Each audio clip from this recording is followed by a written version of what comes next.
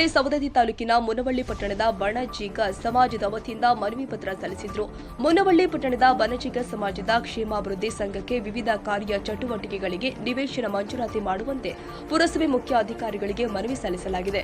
ಬಣಜಿಗ ಸಮಾಜಕ್ಕೆ ಯಾವುದೇ ಭೂಮಿ ಇರುವುದಿಲ್ಲ. ಕಾರಣ ನಮ್ಮ ಸಮಾಜಕ್ಕೆ ಸರ್ಕಾರದ ಭೂಮಿಯನ್ನ ಮಂಜೂರು ಮಾಡಿಸಿಕೊಡಬೇಕು ಅಂತ ಈ ಸಂದರ್ಭದಲ್ಲಿ ಬಣಜಿಗ ಸಮಾಜದ ಕ್ಷೇಮಾಭಿವೃದ್ಧಿ ಸಂಘದ ಅಧ್ಯಕ್ಷರು ಆದ ಎಂಆರ್ ಗೋಪಶೆಟ್ಟಿ ಹಾಗೂ ಅರುಣ್ ಬಾಳಿ ಈ ಸಂದರ್ಭದಲ್ಲಿ ಮಾತನಾಡಿದರು. ಮುನವಳ್ಳಿ ಪಟ್ಟಣದಲ್ಲಿ ಇರುವ ಸರ್ವೆ ನಂಬರ್ 367ರಲ್ಲಿ ಬರುವ ಶ್ರೀ ಸಾಯಿ ಮಂದಿರದ ಎದುರುಗಡೆ ಇರುವ 3 ರಿಂದ 4 ಎಕರೆ ಹೊಂದಿರುವ ಸರ್ಕಾರಿ ಖುಲ್ಲಾ ಜಾಗ ಇದ್ದು, ಇದರಲ್ಲಿ 2 ಎಕರೆ ಖುಲ್ಲಾ ಜಾಗವನ್ನ ಮತ್ತು ಇನ್ನಿತರ ಯಾವುದೇ ಸರ್ಕಾರಿ ಜಾಗ ಇದ್ದಲ್ಲಿ ನಮ್ಮ ಸಮಾಜಕ್ಕೆ ಕೊಡಬೇಕು ಅಂತ ಮನವಿ ಸಲ್ಲಿಸಿದರು.